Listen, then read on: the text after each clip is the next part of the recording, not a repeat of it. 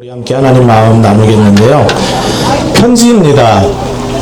바울이 빌레몬이라는 사람에게 보낸 편지인데요. J.D. 그리어라고 하는 아주 유명한 미국의 목사님이 계신데 이 편지 내용을 짧게 이렇게 각색을 했어요. 한번 들어보세요. 빌레몬, 자네가 하인들을 거느리고 호화로운 집에서 느긋하게 지내는 동안 나이든 나는 복음을 위해 감옥에 갇혀 있다네. 이곳에서 내가 오네시모를 전도했는데 그는 사역의 소명을 느끼고 있고 나도 지금 그의 도움이 간절하게 필요하다네. 하지만 자네가 꼭 그를 돌려받아야만 하겠다면 그렇게 하게나. 아참, 내가 자네를 전도했고 나 아니었으면 자네가 지옥으로 가고 있었다는 것을 내가 당신에게 언질했던가? 아무튼 자네 마음이 내키지 않으면 내가 감옥에 나가는 대로 직접 가서 그 친구의 빚을 갚아줌세. 선택은 자네 몫이야. 아 맞다. 나도 몇 달 뒤에 거기 갈 예정인데 자네 집에서 머물렀으면 하네. 내가 요청한 걸 자네가 안 들어주면 우리 만남이 아주 어색해질지도 모르겠네. 부담은 갖지 말고. 여러분, 편지가 부담 가지라는 거예요? 갖지 말라는 거예요? 예. 오늘 본문의 말씀으로 우리가 배워야 되는 영적인 교훈 한 3가지 정도 짧게 나누겠는데요. 첫 번째는 하나님이 우리를 아주 귀하게 여기신다는 것을 우리가 기억했으면 좋겠습니다. 우리 한번 이렇게 이야기해 볼까요? 하나님이 나를 귀하게 여기십니다. 네, 옆에 사람이랑도 이야기했어요. 하나님이 나를 귀하게 여기신대. 예. 여러분, 바울이 오네시모를 오늘 본문에 아주 귀하게 대하고 있어요. 오네시모는 어떤 사람이냐면 주인의 집에서 물건을 훔쳐가지고 도망간 종이었어요. 그런데 바울은 이 도망간 종, 로마에서 그를 만나게 되었는데 이 종을 아주 귀하게 여깁니다. 뭐라고 얘기하냐면요. 10절 말씀에 보면 오네시모는 갇힌 자 중에서 낳은 내 아들이다 이야기합니다. 종인데 내 아들이다 이야기합니다. 12절에는 내 신복이다 이렇게 얘기하고 있어요. 신복. 여러분, 신복이 뭔지 알아요? 어떤 사람들은 이렇게 생각합니다. 아주 충성스러운 신하, 부하 이렇게 생각해요. 하여간 신복이라고 합니다. 그리고 16절에는 종이 아니라 내 형제다, 내 브라더다 이렇게 이야기합니다. 17절에 가서는 내 코워커다, 내 동역자다 이렇게 이야기합니다. 여러분, 바울이 이 종 오네시모를 너무 귀하게 여기는 마음이 느껴지십니까? 여러분, 그런데 여러분, 이 신복이라는 단어는 영어 성경을 보면 정확하게 적혀 있는데 그 뜻이 여러분 헬라어로 스프링크나라는 단어를 사용하는데요. 단어의 뜻은 심장입니다. 심장. 영어 성경 이렇게 되어 있어요. He is my very heart라고 되어 있어요. 아, 이 사람은 내 심장이야. 나에게 가장 소중한 사람이야. 지금 바울이 오네시모를 가리켜 내 심장이라고 이야기를 하고 있습니다. 성경에는 스프랑크나라는 이 단어가 스프랑크나라는 단어가 몇 번 사용되고 있는데요. 한결같이 하나님이 인간을 향하여 느끼시는 치근한 감정, 불쌍히 여기는 마음, 이 마음을 표현할 때 이 단어가 사용되고 있어요. 바울은 지금 이 주인의 집에서 물건을 훔쳐 도망간 이 종을 내 심장이라고 이야기하고 있어요. 여러분, 로마 시대에 이렇게 이야기하는 게 여러분 일상적인 일일까요? 그렇지 않습니다. 당시의 사회를 보면 종은 사람 대접을 받지 못했어요. 예, 칼빈이 쓴 세네카 관용론 주석이라는 책을 보면 한 가지 에피소드를 소개하고 있는데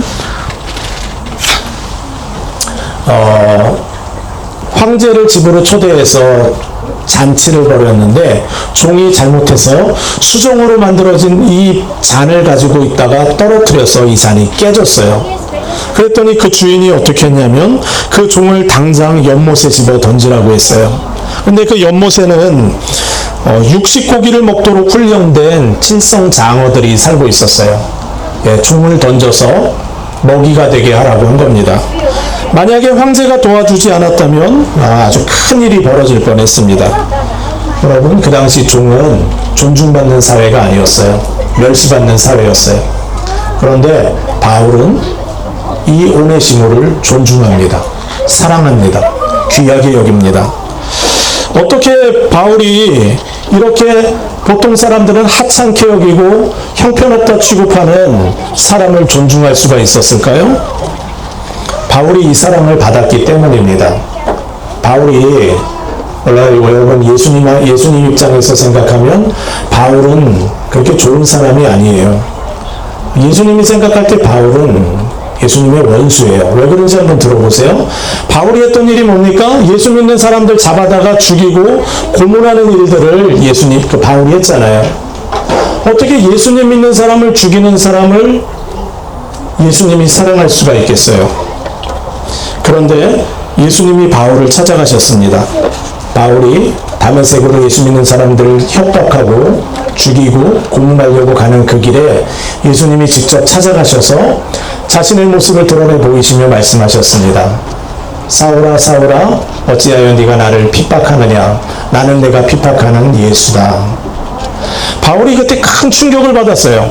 본인은 분명히 예수님은 죽고 이 세상에 없는 존재라고 생각을 했는데 그분이 부활하셨다는 사실을 믿게 되었고, 뿐만 아니라 내가 그토록 미워했는데, 내가 그토록 예수 믿는 사람을 증오했는데 예수님이 도리어 자기를 사랑하셔서 찾아오셨다는 사실에 큰 충격을 받았습니다.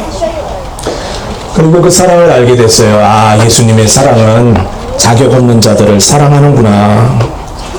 여러분, 누가 사랑을 잘하는 줄 아세요? 사랑 받아본 사람들이 사랑을 잘합니다. 예. 사랑을 받아보지 못한 사람들은 사랑하는 일에 서툴러요. 그런데 여러분, 바울은 그 사랑을 받아봤어요. 그러니까 이제 자연스럽게 사람들을 쉽게 사랑합니다. 바울이 사랑했던 사람들, 여러분 어떤 사람들인지 알아요? 종들, 멸시받았던 종들, 그리고 여인들, 그 당시에 인간 취급을 받지 못했던 여성들을 동역자로 이름으로 다 한 사람 한 사람 호명합니다. 바울이 그들을 그렇게 기억하고 성경에 일일이 이름을 기록하는 이유가 있는데요. 이렇게 성경에 적혀 있습니다. 너희는 유대인이나 헬라인이나 종이나 자유인이나 남자나 여자나 다 그리스도 예수 안에서 하나이니라. 세상에는 차별하는 사람들이 많이 있습니다. 존대하지 않고 멸시하고 함부로 사람을 대하는 사람들이 있습니다. 하지만 우리를 향한 하나님의 사랑은 차별이 없습니다. 오네시모, 주인의 물건을 훔쳐서 도망가는 그 종도 사랑으로 찾아가십니다. 찾아가셔서 말씀합니다. 너는 내 아들이다, 내 딸이다, 나의 동역자다, 나의 심장이다, 이렇게 말씀해 주세요. 제가 자주 묵상하는 말씀이 있는데 이런 내용입니다. 지렁이 같은 너 야곱아, 너희 이스라엘 사람들아, 두려워하지 말아라. 나 여호와가 말하노라. 내가 너를 도울 것이라. 내 구속자는 이스라엘의 거룩한 이인이라. 예, 지렁이 같은 너 야곱아. 여러분, 지렁이 좋아해요? 질문이 이상하죠? 예, 지렁이 만나면 일단 움츠러들잖아요. 성경은 근데 이렇게 얘기해요. 우리한테 지렁이 같은 너 야곱아. 성경책이 우리 손에 이 책 이전에 사용되던 성경책에는 버러지 같은 너 야곱아 이렇게 써 있었어요. 여러분, 벌레 좋아해요? 예. 벌레 보면 끼악 하고 제 딸은 도망갑니다. 예. 많은 분들이 그럴 거예요. 벌레 좋아하는 사람이 어디 있겠어요? 그런데 성경은 뭐라고 얘기합니까? 우리가 죄 때문에 벌레 같고 지렁이 같은 걸 알면서도 불구하고 내가 너를 사랑한다. 두려워하지 말아라. 내가 너를 돕겠다. 너는 내 심장이다. 이렇게 말씀하시면서 주님은 찾아오세요. 하나님은 사랑이십니다. 하나님은 우리 여러분들을 사랑하십니다. 스스로 생각할 때 나는 주님의 사랑받을 자격이 없어. 나는 물건 훔치고 도망간 종이랑 별 다를 바가 없어. 우리는 그렇게 생각할 수 있지만 하나님은 우리를 사랑하십니다. 우리 있는 모습 그대로 사랑하시고 하나님의 형상대로 지어졌기 때문에 사랑합니다. 우리 옆 사람이랑 한번 인사하겠습니다. 집사님은 하나님 닮았어요.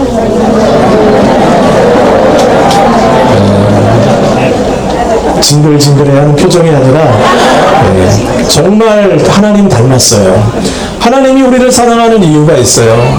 여러분, 부모가 자녀를 버릴 수 있어요? 세상에 이상한 부모들은 버리지만 10중 8구 부모들은 끝까지 자녀를 사랑해요. 왜 그런 줄 알아요? 하나님 닮아서 그래요. 하나님이 우리를 사랑하세요. 여러분, 크리스 프렛이라는 배우를 아는지 모르겠어요. 우리 유스 학생들은 대부분 알 테고 우리 어린이들도 알 겁니다. 가디언즈 오브 갤럭시의 주연으로 계속 나왔던 인물이고 어벤져스의 인피니티 워와 엔드게임에 나왔던 인물입니다. 쥐라기 공원에서도 쥐라기 그 월드에서 3번 다 주연을 했던 인물이죠. 2018년 MTV 무비 앤 TV 어워즈에서 이 사람이 상을 받을 때 이런 고백을 했어요. 아무도 완벽한 사람은 없습니다. 사람들은 당신에게 있는 그대로 완벽하다고 말하겠지만 당신은 완벽하지 않습니다. 당신은 불완전하고 앞으로도 항상 그럴 겁니다. 하지만 당신을 그렇게 디자인하신 강력한 존재가 계십니다. 그리고 당신이 그 사실을 기꺼이 받아들인다면 은혜가 될 것입니다. 은혜란 선물입니다. 우리가 이 나라에서 자유를 누리는 것처럼 그 은혜는 다른 사람의 피해값을 지불한 것입니다. 그것을 잊지 마십시오. 당연하게 여기지 마십시오. 많은 사람들의 회중 앞에서 예수님의 십자가의 은혜를 나눕니다. 여러분, 그런데 이 크리스 프렛이라는 사람은 원래 이렇게 신실한 기독교인이 아니었어요. 원래 그는 술과 마약에 취해서 젊은 날을 보냈던 사람입니다. 하와이의 마우이라는 섬에 가면 이 사람이 그곳에서 지냈는데요. 매일 술 마시고 마약하면서 지냈어요. 아직 성년이 되지 않아서 술을 사지 못하니까 술을 파는 리코어 스토어 앞에서 서가지고 어른들이 지나가면 돈을 주면서 술 좀 사주세요 부탁을 해서 술을 받아서 마셨던 사람입니다. 근데 하루는 그 가게 앞에서 이렇게 기다리고 있는데 어른들이 오는데 다가오는 사람에게 부탁을 하려고 하는데 그 사람이 질문을 하는 거예요. 오늘도 술 마시고 약을 하며 하루를 보낼 겁니까? 처음 들어보는 질문이었어요. 그래서 당신은 왜 그런 질문을 합니까? 물었더니 저는 하나님을 믿는 사람인데 오늘 하나님께서 나를 당신에게 보내셨습니다. 당신에게 이 이야기를 꼭 하라고 하셨어요. 라고 대화기를 시작했어요.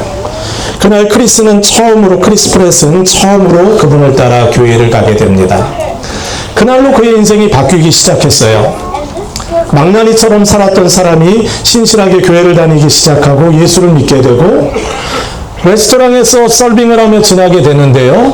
거기서 한 여배우를 만나게 되고 그 사람을 통해 배우로 데뷔를 하게 되었습니다. 복음이 뭡니까, 여러분? 복음은 형편없는 우리를 찾아와서 내가 너를 사랑한다 말씀하시는 하나님의 사랑입니다. 자격이 없는데 물건 훔쳐 도망간 종처럼 정말 하찮은 존재인데도 불구하고 우리를 찾아오셔서 사랑한다고 말씀하시는 주님의 사랑입니다. 이 사랑을 우리는 간직하고 살아야 합니다. 그리고 이 사랑을 우리는 실천하며 살아야 합니다. 우리가 이민자로 살면서 직장에서 많은 다양한 인종들을 만나잖아요. 존중하고 사랑해야 합니다. 그것이 주님이 우리에게 보여준 사랑입니다. 우리 옆 사람에게 한번 이렇게 인사하겠습니다. 당신은 나의 심장입니다.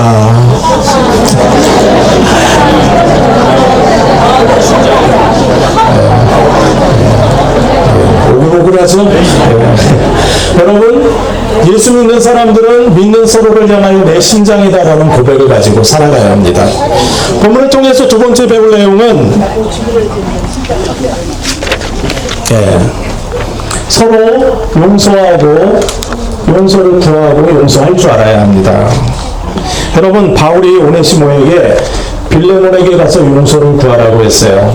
여러분, 골로새에서부터 바울이 있었던 로마까지의 거리는 1400km예요.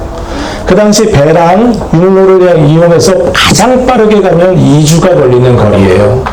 그런데 기상이 좋지 않고 파도가 치면 4주가 걸리는 거리입니다. 그 4주간의 거리를 바울은 오네시모에게 가라 그랬어요. 편지 한 자 써줬어요. 오늘 우리가 읽은 그 편지예요. 이 편지 전해주면서 당신이 나를 용서하라고 바울이 했습니다라고 전하라는 거예요.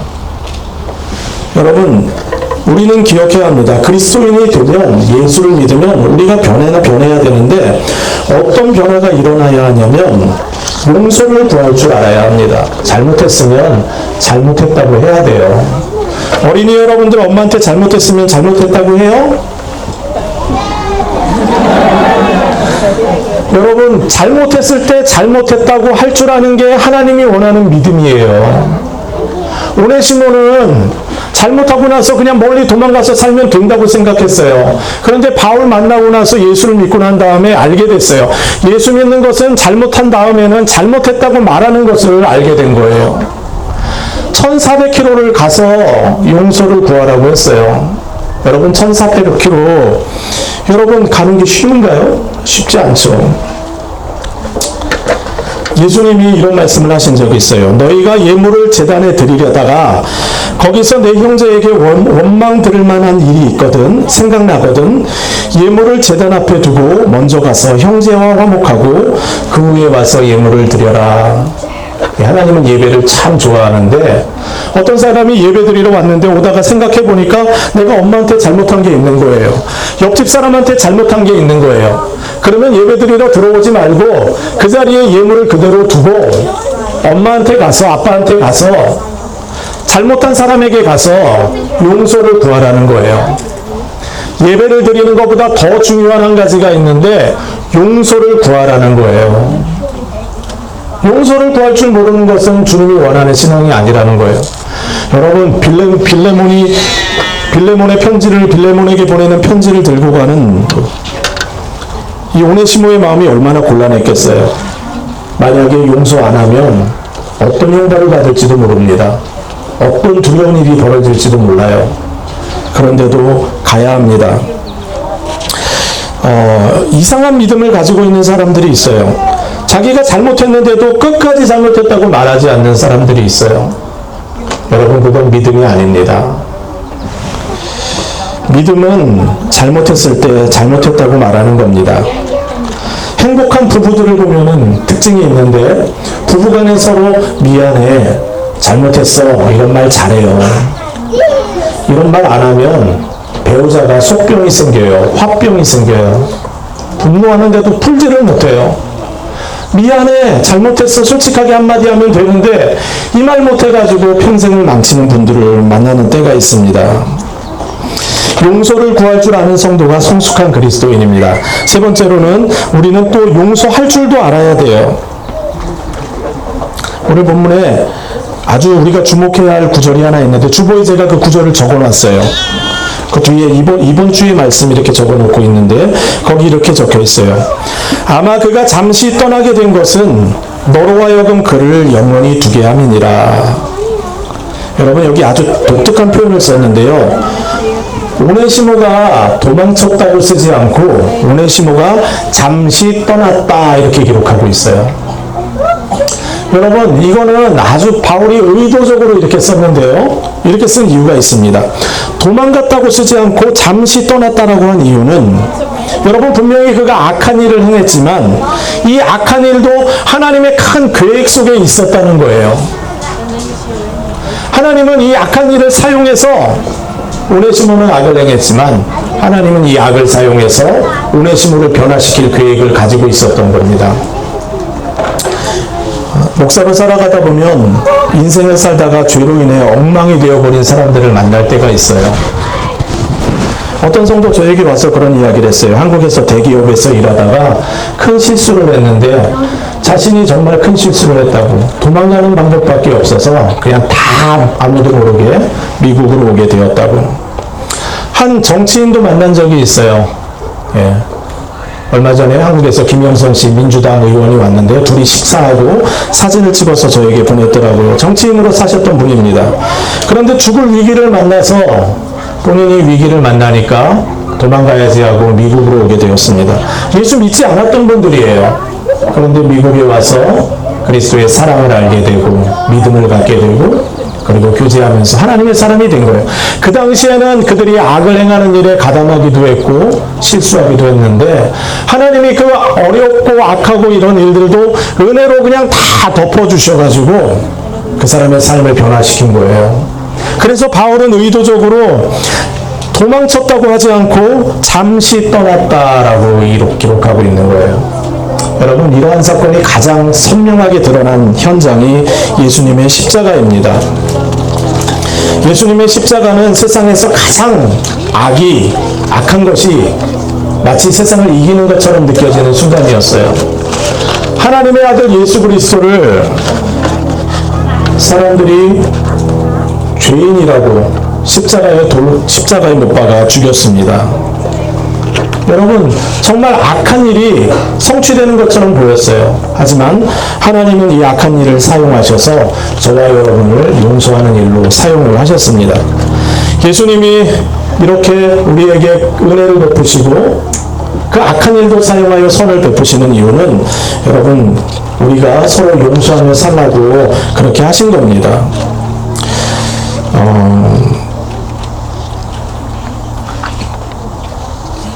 용서가 그런데 참 쉽지가 않아요. 용서가 어려운 걸 모르는 사람이 없어요. 그런데도 그래서 다 힘들어해요. 바울도 알고 있어요. 그래서 바울도 내가 강력하게 권한다 이런 표현을 쓰지 않아요. 바울의 편지의 특징이 있는데 다 처음에 그리스도의 사도인 나 바울은 이렇게 하면서 내가 사도의 권위로 권한다 이렇게 이야기하는데 빌레몬서는 그렇게 쓰고 있지 않아요. 이렇게 쓰고 있어요. 나 나이도 많은 늙은인데 나 복음 전하다가 지금 감옥에 갇혀 있는데 내가 마땅히 강력히 권할 수도 있지만 사랑으로 권면한다 이렇게 이야기를 해요. 여러분, 용서는 강압적으로 하라고 해서 할 수 있는 게 아니기 때문에 사랑으로 권면한다 이야기를 합니다. 우리가 용서를 실천할 때 기억해야 하는 것이 골로새서 3장 13절 말씀인데 주께서 너희를 용서한 것과 같이 너희도 그리하고. 여러분, 예수님이 우리 용서할 때 쉽게 용서했나요? 예수님이 우리 용서할 때 진짜 어렵게 용서했어요. 조롱당하시고 채찍질에 맞으시고 피 흘리시고 가시관 쓰시고 우리 용서하실 때 진짜 어렵게 용서하셨어요. 죽음으로 우리를 용서하셨어요. 용서는 쉬운 게 아니에요. 그런데 그리스도인들을 용서합니다. 예수님이 주기도문에 이렇게 기도를 우리에게 가르쳐 주셨어요. 우리가 우리에게 죄진 자를 사하여 준 것 같이 우리 죄를 사하여 주옵시고. 용서하는 게 마땅하다는 거예요. 나를 힘들게 한 사람들 용서한 후에 나도 용서해 주세요. 이렇게 기도하라는 거예요. 주기도문에 여러 기도 항목이 있는데 그 중에 용서에 대해서는 이 주기도문 하자마자 바로 2줄 지나서 또 이렇게 이야기하셨어요. 너희가 사람의 잘못을 용서하면 너희 하늘 아버지께서도 너희 잘못을 용서하시려니와 너희가 사람의 잘못을 용서하지 않으면 너희 아버지께서도 너희 잘못을 용서하지 아니하시리라. 여러분, 그리스도인들은 용서를 선택하며 삽니다. 2015년 5월 10일 새벽 3시에 지금으로부터 한 10년 전, 11년 전이네요. 뉴저지의 찬양교회 허봉기 목사님의 딸, 10대 딸이 10대의 청소년에 의해 칼에 찔려 죽는 일이 있었습니다. 정말 신실하고 존경받는 목사님의 가정에서 있을 수 없는 일이 일어났어요. 딸이 죽은 지 4일이 되던 날에 허봉기 목사님이 교회 홈페이지에 자신의 심경을 이렇게 올렸습니다. 나는 지난 주일에 딸을 잃었다. 죽은 자식을 가슴에 묻는다는 말은 그럴듯한 수사가 아니다. 정말 가슴 한켠에 묵직한 것이 들어앉아 있다. 하루 종일 딸 생각, 혼자 있으나 함께 있으나 시도 때도 없이 눈물이 난다. 무슨 이야기를 하다가도 눈물이 흐르고 식탁에서 기도를 하다가도 울고 이래서 울컥 저래서 울컥이다. 일 당하고 하루 이거 쉽지 않겠구나, 퍽 오래 가겠구나 싶었던데 그런데 비하면 이제는 그런 마음이 점점 가시어 간다. 어차피 한두 해에 청산될 일은 아닌 것 같다. 마음이 힘든 것은 원하는 바가 아니지만 툭 털어버리는 방법이 있다고 해도 그렇게 하고 싶지 않다. 신학자 한스 퀸이 말한 대로 그리스도인은 고난을 피해가는 길은 알지 못하지만 고난을 헤쳐나가는 길은 알고 있으니 그만하면 다행이지 않은가. 나는 이제 아들을 잃은 적이 있는 같은 처지에 있는 하나님을 믿는다. 여러분, 고난을 피해가는 길은 알지 못하지만 고난을 헤쳐나가는 길은 알고 있다. 그래서 다행이다 이야기하는 목사님의 글을 읽으면 마음이 편하지가 않았습니다.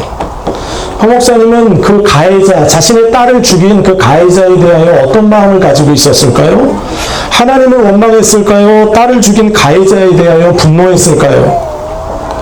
같은 해 7월 29일에 목사님은 또 하나의 글을 올렸습니다.